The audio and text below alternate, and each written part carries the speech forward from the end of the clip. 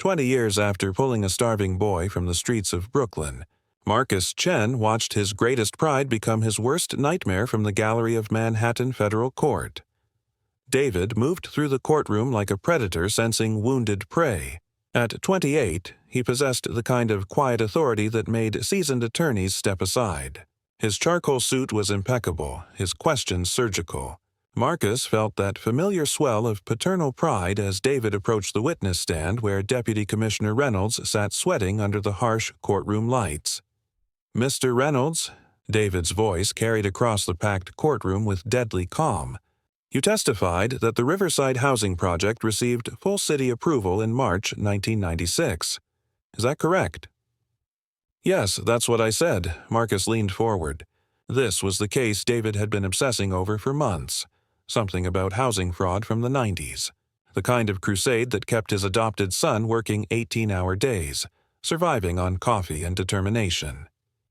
David walked to the evidence table, his movements precise. "Then how do you explain this?" He held up a document, and even from 30 feet away, Marcus could see Reynolds' face go pale. "Internal memo dated February 15, 1996, where you explicitly state that the environmental reports were falsified." The courtroom erupted in whispers. Marcus watched the deputy commissioner stumble through excuses, but his attention kept drifting to David's intensity. This wasn't just professional dedication. This was personal. The way David's jaw tightened when he mentioned specific dates, the tremor in his voice when he spoke about families who suffered. Something deeper drove this case. After court, Marcus waited by David's Mercedes in the parking garage. When David emerged, still carrying that box of evidence files, Marcus noticed something that made him pause. David's eyes, those dark, intelligent eyes that had first captured Marcus's heart in a Brooklyn alley, held something Marcus had never seen before. Not just determination. Hunger. The kind of hunger that consumed people from the inside. "You were brilliant in there," Marcus said, embracing his son. "But you look exhausted. When's the last time you ate a real meal?" David's smile was distant. "I'm fine, Dad. This case, it's important. They're all important to you. But this one's different." Marcus studied David's face. "What aren't you telling me?" For a moment, David's mask slipped. Marcus saw pain there. Old pain, the kind that had been festering for years. Then the mask returned. "Some corruption runs deeper than we think," David said quietly. "Sometimes the people we trust most are the ones who betray us." That evening, Marcus sat in his Park Avenue penthouse, staring at the city lights through floor-to-ceiling windows. 20 years ago, he'd found David huddled behind a dumpster in Bed-Stuy, too scared to speak, too proud to beg. The adoption had been the best decision of Marcus's life, giving him purpose after losing his daughter Elena to his own stubborn pride. But tonight, something nagged at him. David's words echoed, "Sometimes the people we trust most are the ones who betray us." Marcus walked to his study, where a single photograph sat on his mahogany desk. Elena, at 5 years old, gap-toothed and laughing before everything went wrong between them, before his prejudices destroyed their relationship, before she passed away in that terrible accident, taking his only chance at reconciliation to her grave. He'd tried to be a better father to David, but watching his adopted son's crusade against corruption, Marcus wondered if he truly knew the boy he'd saved. What darkness drove David to seek justice with such fierce determination? In his downtown office, David worked alone under harsh fluorescent lights. The federal building had emptied hours ago, but he remained surrounded by boxes of evidence, photographs, and timelines that told a story of systematic corruption spanning decades. On his desk sat a photograph he'd discovered in the evidence files, a young couple from 1995, smiling despite everything. The woman had David's eyes. The man had David's stubborn chin. Their names were written on the back in fading ink: Elena Chen Martinez and Roberto Martinez. David stared at the photograph until his eyes burned. Then he opened his laptop and typed a single search query: Elena Chen Manhattan, 1996 death certificate. What Marcus didn't know was that every legal move David made was a step closer to destroying the man who saved him. The corruption David was fighting had roots that reached deeper than either of them imagined, roots that would shake the foundation of everything they thought they knew about family, loyalty, and love. Tomorrow, David would take another step toward the truth that would change both their lives forever. Tonight, he simply stared at the photograph of two people whose story was about to become his own. 3:15 in the morning, and David Chen sat surrounded by 20 years of carefully buried secrets. His corner office on Water Street overlooked the East River, but David hadn't noticed the view in hours. Coffee cups formed a defensive perimeter around his desk, their contents long cold. File boxes created a fortress of evidence, bank records, construction permits, witness statements, and photographs that told a story of systematic corruption reaching back to 1994. The wall behind his desk had become a crime scene. Red string connected photographs to documents, documents to dates, dates to dollar amounts. At the center of it all, $2.3 million in bribes, 1994, 1996. The numbers were precise because David had made them precise. Every transaction traced, every payment verified, every lie documented. But tonight felt different. Tonight, the photograph of Elena and Roberto Martinez stared back at him from the evidence board, and something deep in his memory stirred like sediment in still water. Fragments came in waves. A woman's voice singing Spanish lullabies, the smell of arroz con pollo filling a small apartment. Strong hands lifting him onto broad shoulders while sirens wailed in the distance. Then, nothing but gray institutional walls and the hollow echo of his own footsteps in foster care hallways. David pressed his palms against his temples. The memories had been surfacing more frequently since he'd started this case. Dr. Martinez had warned him about trauma recovery, how investigating corruption might trigger buried childhood experiences. But David had assumed his therapist meant general anxiety, not these vivid flashes of a life he couldn't quite remember. His phone buzzed. "Marcus." "David, I saw your office light from the street. It's past 3 a.m. I'm fine, Dad, just reviewing testimony for tomorrow."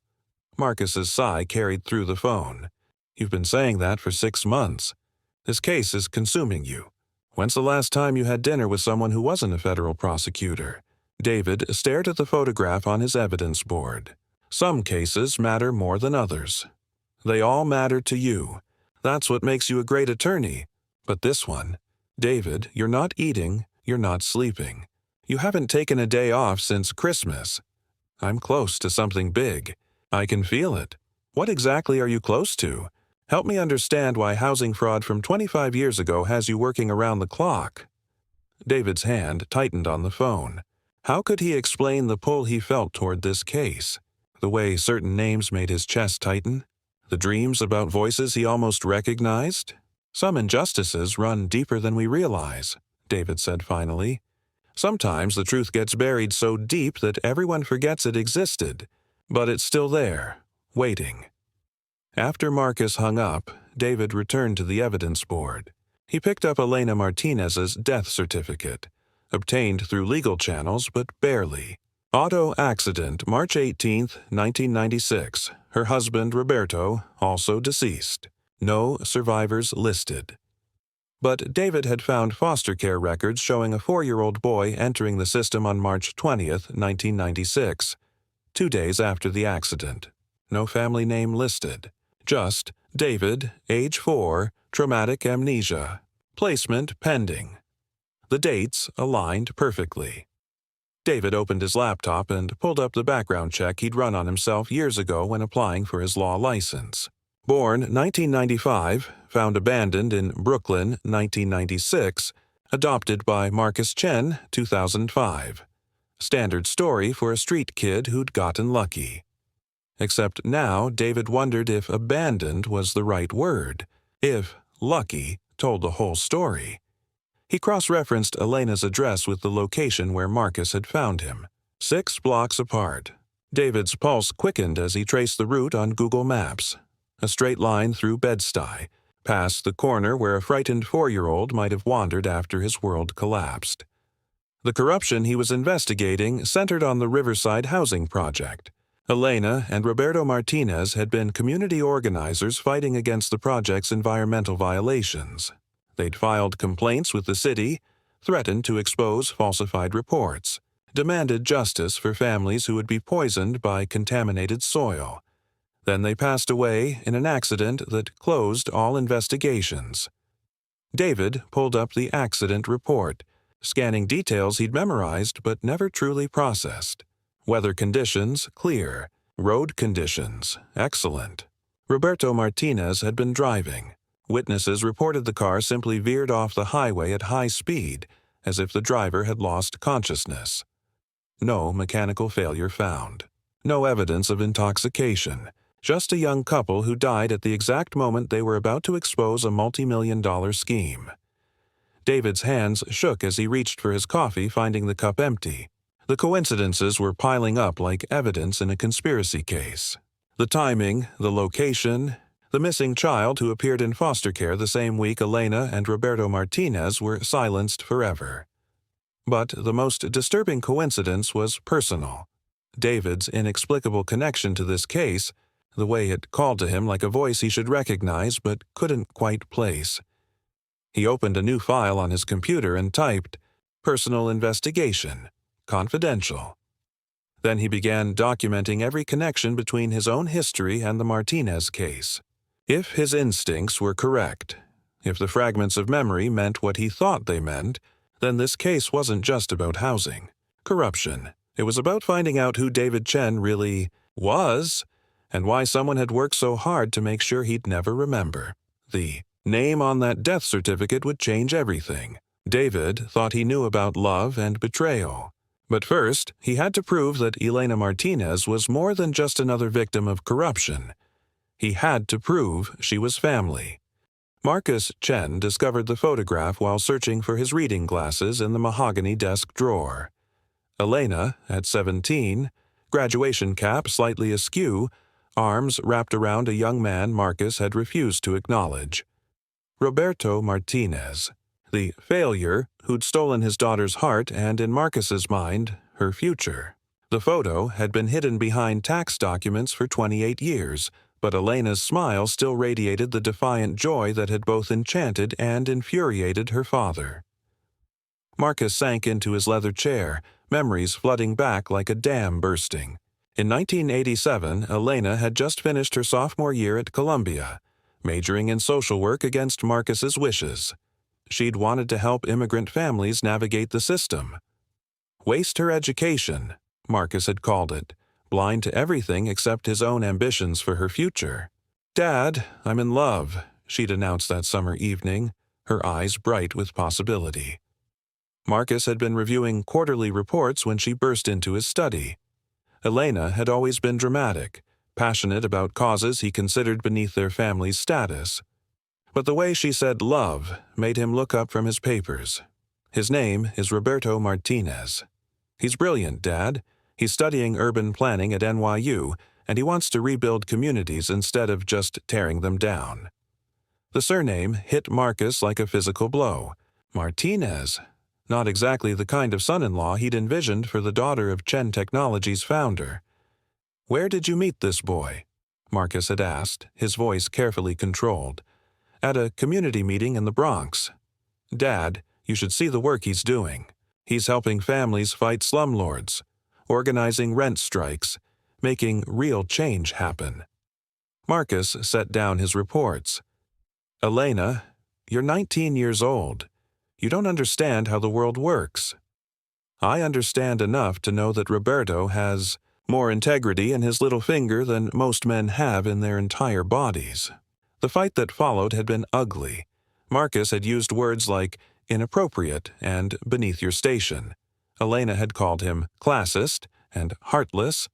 But the worst moment came when Marcus, frustrated by his daughter's stubbornness, had played his final card. "You're no daughter of mine if you marry that failure." Elena's face had crumpled, then hardened into something Marcus had never seen before. "Then I guess I'm not your daughter anymore." She'd walked out that night and never came home. Marcus had hired private investigators, of course. Discreet inquiries through his business contacts. Elena had married Roberto in a small ceremony in Queens, surrounded by his family and the community organizers she'd chosen over her own father. They'd moved to a modest apartment in Brooklyn, where Elena worked for a nonprofit while Roberto finished his degree. The investigators brought regular reports. Elena seemed happy. She and Roberto were active in housing advocacy, fighting against predatory developers and corrupt city officials. They lived simply but purposefully, building the kind of life Marcus couldn't understand but couldn't quite dismiss. In 1991, Elena had given birth to a son, David Roberto Martinez. Marcus had stared at the hospital photograph the investigator provided, a tiny face that somehow reminded him of Elena as a baby. His grandson, growing up 6 miles away but might as well have been on another planet. Marcus had written letters he never sent, drafted apologies he never delivered. Pride and stubbornness had built a wall between them that grew higher with each passing year. Then, in March 1996, the reports stopped coming. Auto accident, the investigator had explained over the phone. Both deceased. Clean accident, no suspicious circumstances. The boy survived, but he's in state custody now. Traumatic amnesia, they're saying. No family to claim him. No family to claim him.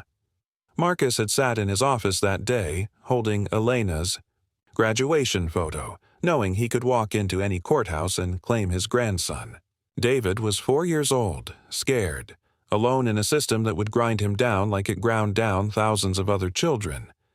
But claiming David would mean admitting his mistakes.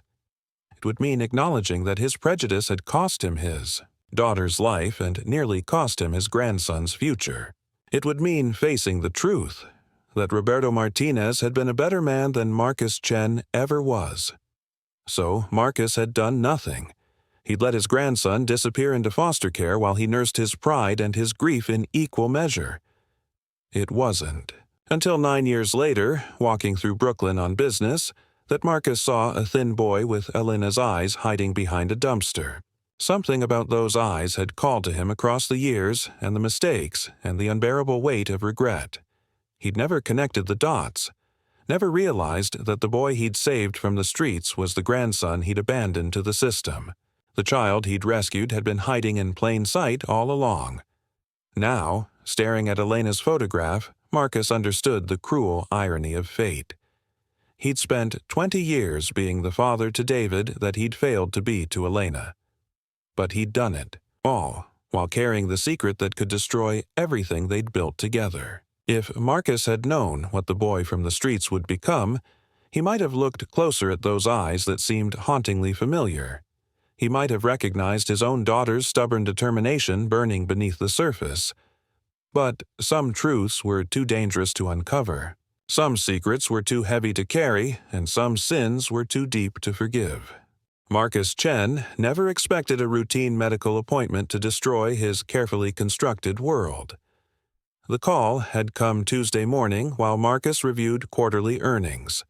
Dr. Patterson's office, requesting he come in immediately to discuss his blood work results. Nothing alarming, the secretary assured him, just some inconsistencies that needed clarification.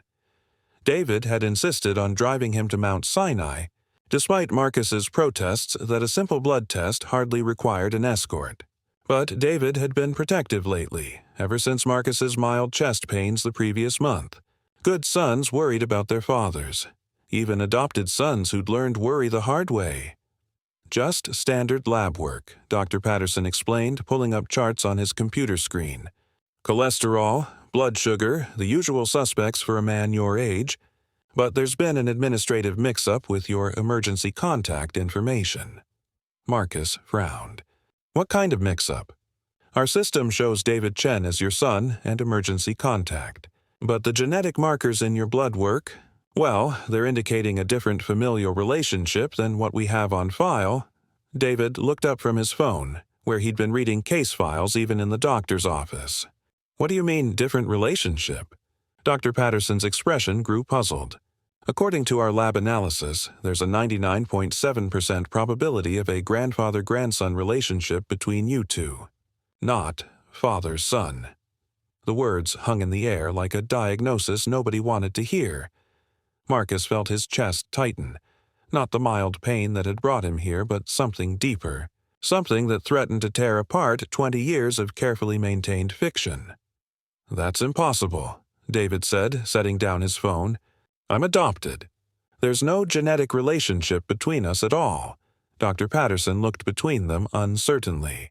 "I understand this is confusing. Lab errors do happen, but these results have been verified twice. The genetic markers are quite definitive." Marcus's hands began to shake. Roberto Martinez. The name echoed in his memory like a curse he'd tried to forget. Elena's husband. The father of Marcus's grandson. The man whose child Marcus had rescued from the streets without ever realizing the connection. "There must be some mistake," Marcus managed, though his voice sounded distant even to himself, but David had gone very still. That same stillness Marcus had seen in the courtroom when David sensed a witness was lying. The stillness of a brilliant mind processing information that didn't fit the accepted narrative.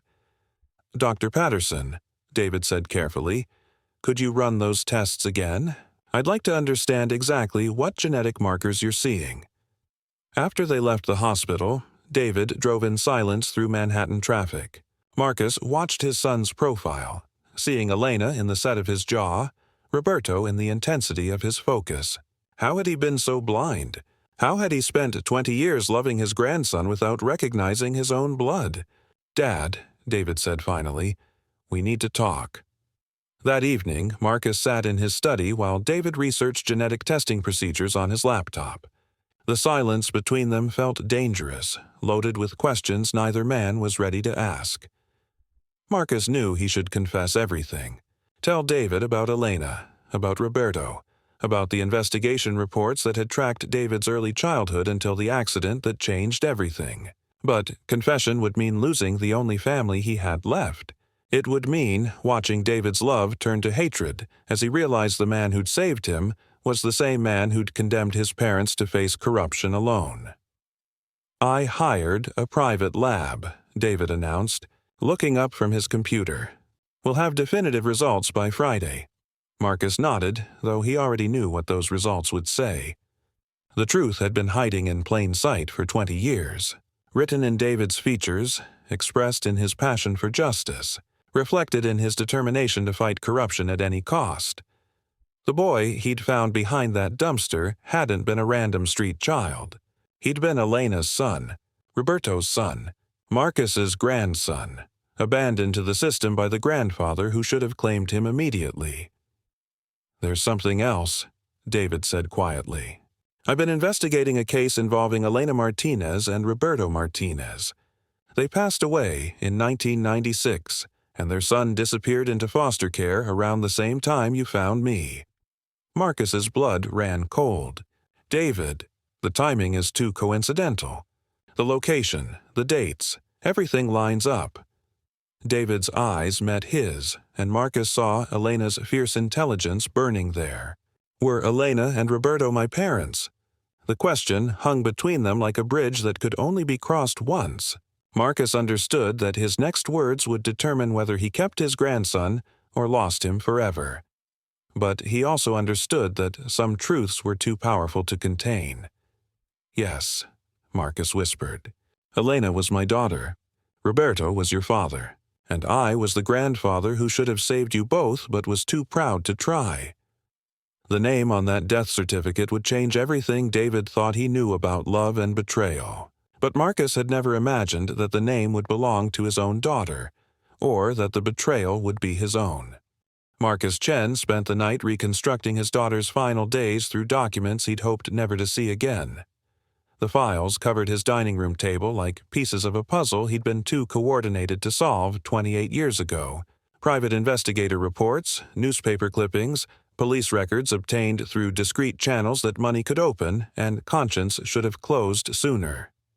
David sat across from him, reading each document with the methodical precision of a prosecutor building a case. But this wasn't just any case. This was the story of his parents' final battle against a system designed to silence people like them. Elena contacted the Environmental Protection Agency on March 10, 1996. Marcus read from a faded report. She discovered that soil contamination reports for the Riverside housing project had been falsified. Families were going to be moved on to poisoned land. David looked up from a police report. According to this, she and Roberto had been receiving threats for 2 weeks before the accident. Anonymous calls telling them to stop making trouble. Marcus's chest tightened as he read his investigator's notes. Subject Elena Martinez has copies of original soil tests showing dangerous levels of lead and benzene contamination. She plans to present evidence to City Council on March 20th. Recommend continued surveillance. March 20th. 2 days after Elena and Roberto passed away in an accident that closed all investigations. They were going to expose everything, David said, his voice hollow. The contaminated soil, the bribes, the falsified reports. They had evidence that would have brought down the entire scheme. Marcus found the document he'd been dreading. His investigator's final report, filed 3 days after the funeral Marcus hadn't been allowed to attend. Auto accident appears suspicious, Marcus read aloud. Vehicle veered off highway at high speed with no apparent mechanical failure. Roberto Martinez was an experienced driver with clean record. However, police investigation concluded within 48 hours. Case closed by order of Deputy Commissioner Reynolds. Reynolds, the same man David had destroyed on the witness stand just yesterday. The circle was closing with terrible precision. Dad, David's voice was strained. Look at this timeline. David had laid out a series of documents in chronological order. March 15th. Elena's final call to the EPA, confirming her testimony date. March 16th. Meeting with community lawyers to review evidence. March 17th. Last phone call to her advocacy group, saying she'd hidden copies of all documents somewhere safe. March 18th. Dead. The evidence Elena copied, Marcus said slowly. It was never found, was it? David shook his head. According to police reports, their apartment was burglarized the night after the accident. Nothing valuable taken, but all papers and documents were missing. Marcus walked to his safe, his hands trembling as he entered the combination. Inside, beneath insurance policies and financial documents, lay a manila envelope he hadn't opened in 26 years. After Elena passed away, I hired a company to clean out her apartment before the landlord could dispose of everything. I hoped there might be something personal. Photos, letters, anything that connected me to the daughter I'd lost. He opened the envelope and emptied its contents onto the table. David's breath caught as dozens of documents spilled out. Soil test results, bank records, construction permits, and a handwritten list of names and dollar amounts in Elena's careful script. She hid copies, Marcus whispered. Elena hid everything with her personal belongings, knowing that's the one place the people who wanted her silenced would never think to look. David picked up a bank statement showing payments from Chen Technologies to Riverside Development Corp. His face went pale as he traced the money trail with his finger. Your companies, David said quietly. They were part of the money laundering operation. Marcus nodded, the weight of 28 years of denial finally crushing down on him. I didn't know. I swear to you, David, I had no idea my business partnerships were being used to clean bribes and payoffs. But that doesn't matter, does it? My signature is on these contracts. My companies facilitated the corruption that marked your parents for elimination. The irony was devastating. Marcus had spent years mourning a daughter he thought had died in a senseless accident, never realizing that his own business empire had provided the infrastructure for her murder. He'd rescued his grandson from the streets while remaining ignorant that his own partnerships had put the boy there. The evidence David needed to convict his parents' killers had been in his adopted father's safe all along, David said, his voice barely above a whisper. I'm sorry, Marcus said, though the words felt pathetically inadequate. I was too proud. to save Elena when she needed me, and too blind to realize I was contributing to the system that destroyed her. David stared at the documents spread across the table, proof that his parents had been murdered for trying to protect families from poisoned housing, evidence that the grandfather who'd saved him had unknowingly helped fund their killers. 20 years, David said finally. I've been living with the man whose companies helped kill my parents, and you've been caring for the grandson of the daughter you abandoned to face those killers alone. Marcus had thought losing Elena was the worst pain he could endure, but watching David process the magnitude of betrayal, both intentional and accidental, was a special kind of agony. The corruption David was fighting hadn't just destroyed families in the abstract. It had destroyed his family specifically, systematically, and with the inadvertent assistance of the man who'd claimed to love him most. Some truths were too heavy for forgiveness, some circles closed with too much blood on their circumference, and some sins echoed across generations, poisoning even the love that grew from their ashes. Marcus Chen watched his grandson work late into the night from his terrace, seeing Elena in every gesture David made. 3 days had passed since the DNA revelation, and David hadn't returned his calls. Through the floor-to-ceiling windows of his penthouse, Marcus could see the lights burning in David's downtown office. Even from 40 blocks away, he knew David was building his case, with the evidence they'd discovered, together, evidence that would destroy both the corruption network and Marcus himself. The legal consultation that morning had been devastating. Harrison Wells, Marcus's attorney for 20 years, had been brutally honest about the implications.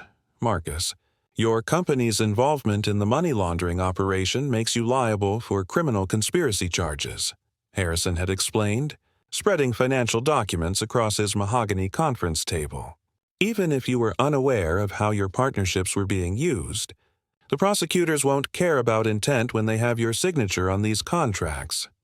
Marcus stared at Chen Technologies' quarterly reports from 1994-1996.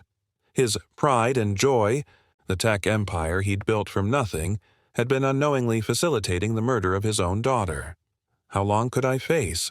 Marcus asked. Federal conspiracy charges? 20 years minimum. But Marcus, that's not your biggest problem. Harrison pulled up David's case files on his laptop. Your grandson is about to present evidence in federal court that directly implicates your companies. He doesn't know he's building a case against you, but when this goes to trial... Marcus understood. David would be forced to choose between prosecuting his parents' killers and protecting the grandfather who'd raised him. The grandson Marcus loved would become the prosecutor who destroyed him. That evening, Marcus sat in his study, surrounded by memories of David's childhood. Report cards from elite private schools, photos from graduation ceremonies, thank you cards for birthdays and Christmases when Marcus had tried to give David everything Elena had been denied. I wanted to make up for what I'd failed to give her, Marcus whispered to Elena's photograph. But I never imagined I was caring for your son while my business helped fund your killers. The parallels were crushing. Marcus had lost Elena to his prejudice and pride. Now he was about to lose David to his willful blindness and corporate negligence, history repeating with mathematical precision. His phone rang. David, Dad, we need to talk. Tonight. An hour later, David stood in Marcus's living room, looking exhausted but determined. He carried a briefcase full of evidence and the weight of impossible choices. I've been working with the federal prosecutors, David began. The trial starts next month. They need testimony about the money laundering operation, and your companies are central to the case. Marcus nodded. I know. The prosecutors want to offer you immunity in exchange for testimony against the corruption network. But Dad, David's voice cracked slightly, your testimony would essentially be a confession that you facilitated the murder of my parents. Even though I didn't know? Intent doesn't matter in federal conspiracy law. If you testify, you'll be admitting criminal liability. If you don't testify, the prosecutors will name you as an unindicted co-conspirator and pursue charges anyway. Marcus walked to his bar and poured 2 glasses of whiskey, though neither man seemed interested in drinking. What would you do, David, if you were in my position? David was quiet for a long moment. 20 years ago, you saved me from the streets. You gave me a family, an education, a future I never could have imagined. You loved me when you had no obligation to do so, because you were Elena's son. Even if I didn't know it consciously, something in me recognized you. But now I have to choose between justice for my parents and loyalty to the man who raised me. I have to decide whether to watch you testify against yourself or live with the knowledge that their killers might go free. Marcus sat down across from his grandson, seeing Elena's fierce sense of justice warring with Roberto's compassionate heart and David's conflicted expression. What did Elena want most? Marcus asked quietly. Justice. She wanted families to be safe from predators who would poison their children for profit. And what would Roberto want? David's eyes filled with tears he'd been holding back for days. He'd want me to choose love over revenge. He'd want me to protect the family I have instead of destroying it for the family I lost. But they're the same family, aren't they? Marcus said gently. Elena and Roberto, you and me. We're all connected by blood and choices and the terrible weight of consequences we never intended. Marcus made his decision in that moment, looking at his grandson's tortured face and remembering his daughter's unwavering principles. I'm going to testify, David. I'm going to tell the court everything I know about how my companies were used, even if it destroys me, because Elena died fighting for justice and Roberto died supporting her fight. I can't honor their memory by helping their killers escape consequences. Dad, you could go to prison for 20 years. You could lose everything. I lost everything 28 years ago when I chose pride over love. This is my chance to choose differently. Marcus reached across the table and took David's hand. Your parents died because I was too stubborn to support them when they needed family most. I won't let their sacrifice be meaningless because I'm too cowardly to accept responsibility now. David stared at their joined hands, grandfather and grandson, separated by decades of grief but united by the blood they'd never known they shared. Marcus had to choose between the son he saved and the daughter he destroyed, not knowing that saving one might condemn the other, David said quietly, unconsciously echoing the tragic irony of their situation. But maybe, Marcus thought, some choices weren't about saving or destroying. Maybe some choices were about finally learning to love without conditions, to protect without controlling, and to face consequences without shifting blame. Elena had died fighting corruption. Roberto had died supporting justice. Now, Marcus would testify against the system that had killed them, even if that testimony destroyed the life he'd built on their ashes. Some debts could only be paid with everything you had left to give. David Chen discovered the final piece of the puzzle at 2:17 a.m. on a Tuesday morning, and it shattered what remained of his carefully constructed world. He'd been reviewing Marcus's medical files, the paperwork Dr. Patterson had provided to explain the genetic testing mix-up. Standard procedure for a federal case involving family testimony, David told himself. But truthfully, he needed to understand how 20 years of lies could exist between two people who genuinely loved each other. The files were routine, until David reached the emergency contact. Forms dating back to Marcus's first adoption paperwork in 2005, standard medical history. Questions for adoptive parents, including genetic compatibility screenings required by New York Family Court. David's hands trembled as he read the genetic consultant's report. Subject Marcus Chen shows genetic markers consistent with grandparent relationship to adoptee David Chen. Recommend further family history investigation before finalizing. Adoption. The adoption had been approved anyway. Marcus had somehow obtained legal guardianship of his own grandson, while courts remained ignorant of their biological connection, which meant Marcus had known. For 20 years, Marcus had known exactly who David was. David's phone shook in his hands as he called the private investigator he'd hired to trace Elena Martinez's final days. Jake, I need everything you can find about Marcus Chen's activities in 2005. Specifically, anything related to adoption proceedings or family court records. David, it's past 2 a.m. I'll pay overtime. This is urgent. While waiting for Jake's research, David pulled up the foster care database he'd accessed legally through his prosecutor credentials. David Chen, age 4, admitted March 20th, 1996. Multiple placements through 2005. Then, suddenly, adoption petition filed by Marcus Chen. But there was more. David scrolled through placement records, finding psychological evaluations and social worker notes that painted a devastating picture. Subject shows signs of severe trauma, speaks occasionally about Mama Elena and Papa Roberto, but cannot provide useful identifying information. Memories appear fragmented due to shock. David had been talking about his parents. For 9 years in foster care, he'd been trying to tell social workers about Elena and Roberto Martinez, but his trauma had made the information useless for family reunification efforts. Until Marcus Chen appeared with a private adoption petition, claiming no knowledge of the child's biological family. Jake called back at 4 a.m. "David, you're not going to like this." Marcus Chen hired a genealogy firm in 2004 to trace connections to children in the New York foster system. Specifically, he was looking for any child who might be related to his deceased daughter, Elena. David's stomach dropped. "He was searching for me." "Gets worse. The genealogy firm identified you in March 2005.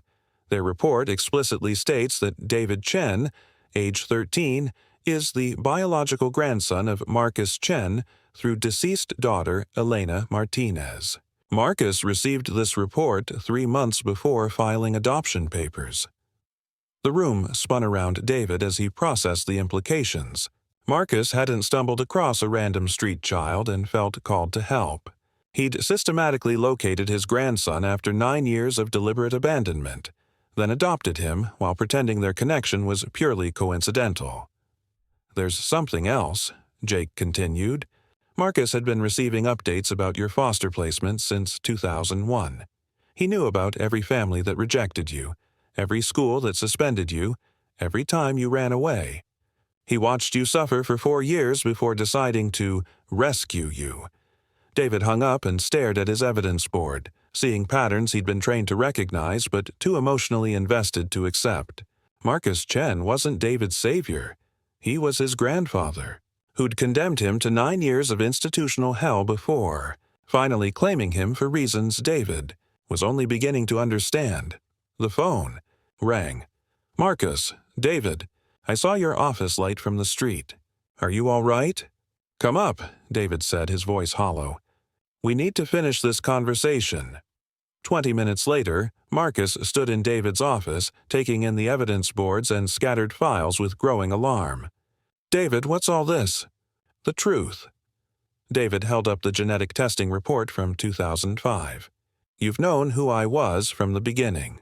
You didn't save a random street child. You claimed your grandson after letting him rot in foster care for 9 years. Marcus's face went pale. "David, you watched me get placed with abusive families. You knew when I was hospitalized after the Henderson's accident.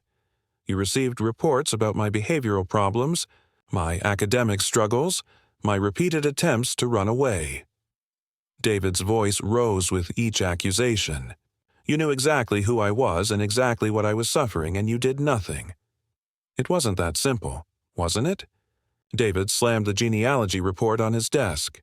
"You hired professionals to find me in 2004. You could have claimed me in 1996, immediately after my parents passed away. Instead, you let me think I was abandoned. Let me believe no one in the world cared whether I lived or died." Marcus sank into a chair, the weight of 20 years of deception finally crushing him. "I was ashamed. I'd failed Elena so completely that I convinced myself I didn't deserve to raise her son. I thought if I waited until you were older, until I'd proven I could be better." "You thought wrong." David's eyes blazed with Elena's fury and Roberto's righteous anger.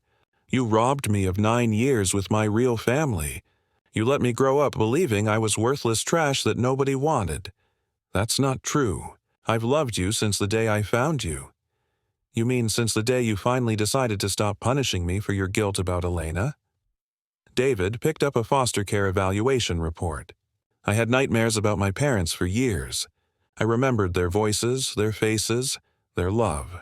But everyone told me those memories were trauma-induced fantasies because no family had claimed me.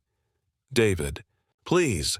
The man who saved him from the streets was the same man whose prejudice had put him there, David said, quoting words that felt prophetic now. But it's worse than that, isn't it? You didn't just fail to save my parents. You actively chose to let me suffer as punishment for your own failures. Marcus looked up at his grandson with tears streaming down his face. What can I do? How can I make this right?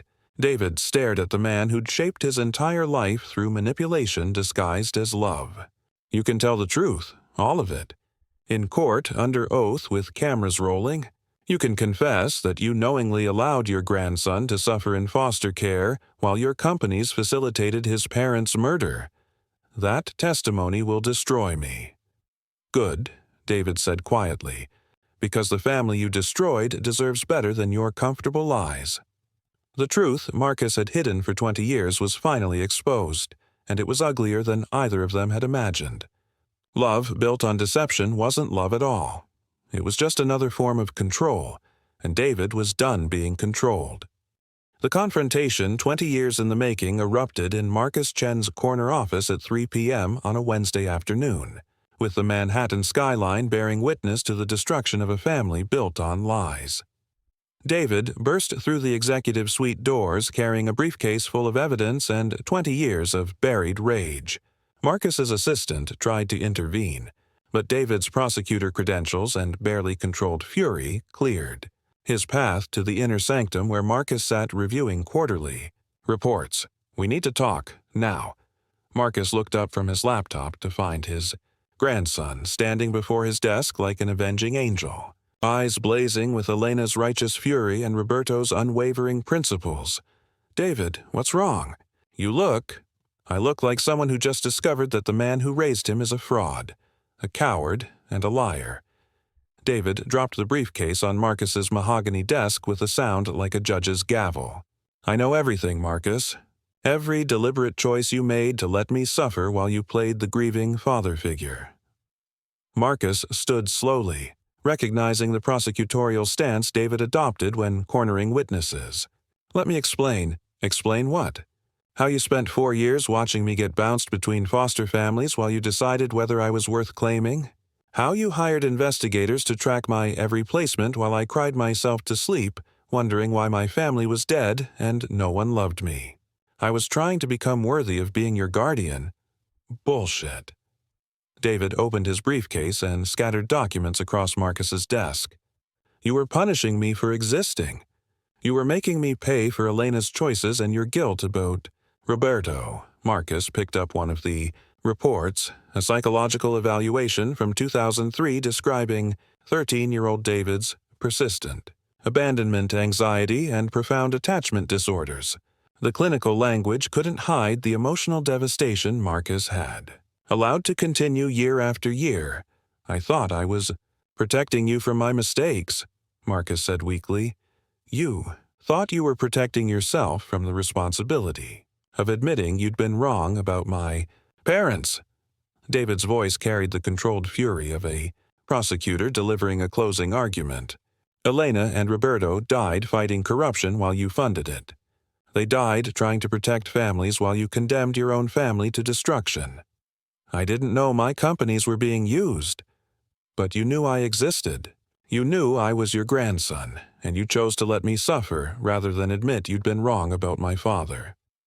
Marcus sank into his chair, finally seeing himself through David's eyes. Not the reformed grandfather who'd saved a street child, but the coward who'd abandoned his grandson to institutional hell while maintaining plausible deniability about his own complicity. What do you want from me, David? I want you to testify, tomorrow, in federal court with full media coverage. David pulled out a legal document. I want you to confess your company's role in the money laundering operation that financed my parents' murder. I want you to admit you knowingly left your grandson in foster care for 9 years while you decided whether he was worth claiming. Marcus read the subpoena with growing horror. This testimony would be a complete confession. I'd be admitting to criminal conspiracy and child abandonment. I could face federal charges and civil liability. Yes, David, I'd lose everything. The company, my reputation, my freedom. Everything I've built would be destroyed. Everything you built was constructed on my parents' graves and my childhood trauma. David's voice was ice-cold professional. Your empire funded the corruption that killed Elena and Roberto. Your pride condemned me to 9 years of institutional abuse. Maybe it's time for you to face consequences for your choices. Marcus looked at his grandson, the boy he'd loved, the man he'd helped shape, the prosecutor who was about to destroy him with justified precision. If I refuse to testify, then I'll make sure the media knows that Marcus Chen knowingly allowed his grandson to suffer in foster care while his companies facilitated the murder of the boy's parents. Either way, the truth comes out. The only question is whether you choose to tell it voluntarily or have it exposed by others. You'd really destroy me? After everything we've built together? David's expression was Elena's at her most unforgiving. You destroyed yourself when you chose pride over family 28 years ago. You destroyed yourself again when you chose comfort over justice for 9 years. I'm just finally holding you accountable for decisions you made long before I was old enough to understand them. Marcus stared at the subpoena, understanding that his next words would determine whether he faced his crimes with dignity or had them exposed without mercy. I have one condition, Marcus said finally. You're not in a position to negotiate. Not a negotiation. A request. Marcus met David's eyes. Let me tell the truth completely. Not just about the money laundering, but about Elena, about Roberto, about how my prejudice cost them their lives and cost you your childhood. Let me make sure their story is told alongside mine. David studied his grandfather's face, seeing genuine remorse for the first time since the DNA revelation. Why? Because Elena and Roberto died heroes, and they deserve to be remembered that way. Because their son grew up to become a man who fights for justice despite everything that was done to him. Because maybe, if I'm going to lose everything, I can at least make sure their sacrifice means something. Marcus had 24 hours to decide. Destroy his empire to save his grandson's soul, or lose his family twice, David said quietly, unconsciously quoting words that felt like prophecy, but Marcus had already decided. Some debts could only be paid with complete honesty, and some truths were too important to be buried with the men who'd hidden them. Tomorrow he would choose Elena and Roberto over his own comfort. Finally, Marcus Chen placed his right hand on the Bible and felt the weight of 28 years of lies lifting from his shoulders. The federal courthouse was packed. Media filled the gallery, prosecutors sat at attention, and defendants watched with growing alarm as Marcus approached the witness stand. But Marcus only saw David, sitting in the front row with an expression caught between hope and heartbreak.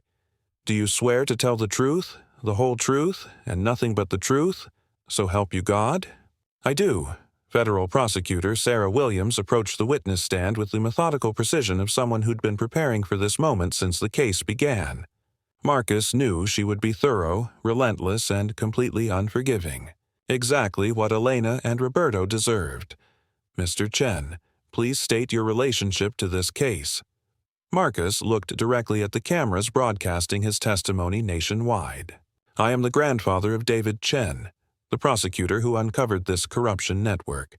I am also the unwilling accomplice whose business empire facilitated the money laundering operation that financed the murder of my daughter Elena Martinez and her husband, Roberto Martinez, in mid-1996. The courtroom erupted. Judge Morrison called for order, but Marcus could see the shock rippling through the gallery. Defense attorneys scrambled to object, but the damage was already done. Mr. Chen, you've stated that Elena Martinez was your daughter. Can you explain the circumstances of her death? Marcus took a breath and began the story he should have told 28 years ago. Elena was a community organizer fighting against the Riverside Housing Project. She'd discovered that environmental safety reports had been falsified, that families were being moved onto contaminated land. She and Roberto had evidence that could have exposed a multi-million-dollar bribery scheme involving city officials, developers, and— Marcus's voice caught. And my own companies. How were your companies involved? Chen Technologies provided financial services to Riverside Development Corp. We processed payments, managed accounts, and facilitated transfers that I now know were designed to launder bribery money. My signature authorized contracts that made my businesses essential to the corruption network. Did you know about the illegal nature of these transactions? Marcus met David's eyes across the courtroom. No, but ignorance doesn't excuse the result. My companies helped fund the system that marked Elena and Roberto for elimination when they threatened to expose the truth. Prosecutor Williams pulled out a document. Marcus recognized Elena's final letter to the EPA, promising evidence that would bring down the entire corrupt network. Mr. Chen, were you aware that your daughter was planning to testify against this corruption scheme? No, I hadn't spoken to Elena in 9 years. Marcus's voice broke slightly. I'd disowned her for marrying Roberto Martinez, a man I considered beneath our family's social status. My prejudice cost me my relationship with my daughter and cost her the family support she needed when corrupt officials began threatening her life. What happened after Elena and Roberto passed away? This was the hardest part. Marcus looked at David, seeing Elena's strength reflected in his grandson's steady gaze. Their 4-year-old son, my grandson, disappeared into foster care. I knew he existed. I knew he was alone and traumatized. But claiming him would have required admitting I'd been wrong about Roberto, wrong about Elena, wrong about everything. Marcus's voice grew stronger. So I let my grandson suffer in institutional care for 9 years while I maintained my pride and my ignorance. When did you finally claim your grandson? 2005, when David was 13, but I didn't tell him the truth about our relationship. I let him believe I was just a kind stranger who decided to adopt a troubled teenager. Marcus looked directly at the defense table, where Deputy Commissioner Reynolds sat pale and shaking. I let David grow up thinking his parents were dead and no family cared enough to claim him. I robbed him of 9 years with his real family because I was too ashamed to admit my failures. Defense Attorney Morrison stood to object, but Judge Morrison waved him down. The witness may continue. Mr. Chen, Prosecutor Williams continued, do you have evidence of the money laundering operation? Marcus pulled out the manila envelope he'd carried from Elena's apartment 28 years ago. My daughter hid copies of all evidence with her personal belongings. Bank records, falsified reports, bribery schedules, everything needed to prove the conspiracy that cost Elena and Roberto their lives. As Marcus handed over Elena's evidence, he saw David wiping tears from his eyes. Not tears of forgiveness. David wasn't ready for that yet, but tears of recognition that justice was finally being served. In destroying himself, Marcus finally became the father Elena had needed and the grandfather David deserved, Marcus thought, watching prosecutors examine the evidence that would convict his daughter's killers. The cross-examination was brutal. Defense attorneys attacked Marcus's credibility, his motives, his delayed confession. They painted him as a bitter old man trying to blame others for his business failures. But Marcus answered every question with complete honesty, accepting responsibility for every choice that had led to this moment. He confessed to criminal negligence, admitted to child abandonment, and acknowledged that his testimony would likely result in federal charges against himself. I deserve whatever consequences follow, Marcus concluded. Elena and Roberto died fighting for justice.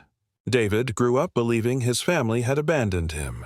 Nothing I say today can undo those tragedies. But maybe the truth can prevent similar tragedies from happening to other families. When Marcus stepped down from the witness stand, he felt lighter than he had in decades. David met his eyes from across the courtroom, and for the first time since the DNA revelation, Marcus saw something other than anger in his grandson's expression. Not forgiveness. That would take time if it came at all. But respect. The kind of respect Elena and Roberto would have given someone who finally chose truth over comfort, family over empire, justice over self-preservation. Marcus had lost everything to save his grandson's soul, But watching David nod slowly from the gallery, Marcus realized he might have found something more valuable than anything he'd sacrificed: the possibility of redemption. 6 months after the trial that brought down the Riverside corruption network, Marcus Chen and David Martinez stood together at Elena's grave for the first time. The headstone was simple granite, weathered by 28 years of New York winters. Elena Chen Martinez, 1965 and 1996. Beloved wife, mother, and fighter for justice. Below that, Roberto's marker, Roberto Martinez, 1963-1996, devoted husband, father, and community advocate. David had legally reclaimed his birth name after the trial. David Martinez, Elena's son, Roberto's legacy, Marcus's grandson. The hyphenated surname felt like healing, a bridge between the family he'd lost and the family he'd found. "I brought them flowers every year," Marcus said quietly, placing white roses on both graves. "I never told you because I thought you'd be angry that I mourned them while hiding our connection. I was angry about a lot of things." David knelt to touch Elena's headstone, tracing the letters of her name with his finger. But visiting their graves wasn't one of them. Even if your motives were complicated, they deserved to be remembered. The trial had been a media sensation. Deputy Commissioner Reynolds and 4 other officials received federal sentences ranging from 15 to 25 years. Riverside Development Corp. Was dissolved, its assets used to compensate families poisoned by contaminated housing.